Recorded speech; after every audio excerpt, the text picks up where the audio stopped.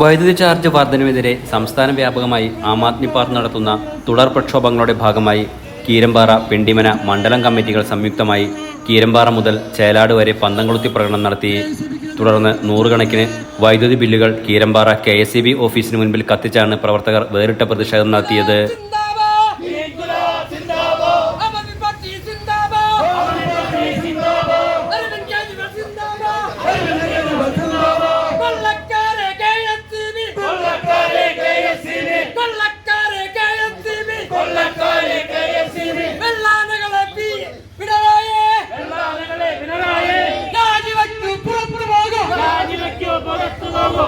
Aam Aadmi party Keerampara panchayat president Mathai പീച്ചിക്കരുടെ അധ്യക്ഷതയിൽ നടന്ന പ്രതിഷേധം കീരമ്പാറയിൽ ആം ആദ്മി കോതമംഗലം നിയോജക മണ്ഡലം മുൻ സെക്രട്ടറി വിജോയ് പുളിക്കൽ ഉദ്ഘാടനം ചെയ്തു. വൈദ്യുതി ചാർജ് വർധനവ് അടിയന്തരമായി പിൻവലിക്കണമെന്ന് അദ്ദേഹം ആവശ്യപ്പെട്ടു. പാർട്ടി സംസ്ഥാന കമ്മിറ്റി അംഗം ജോൺസൺ കറുകപ്പിള്ളിൽ മുഖ്യപ്രഭാഷണം നടത്തി.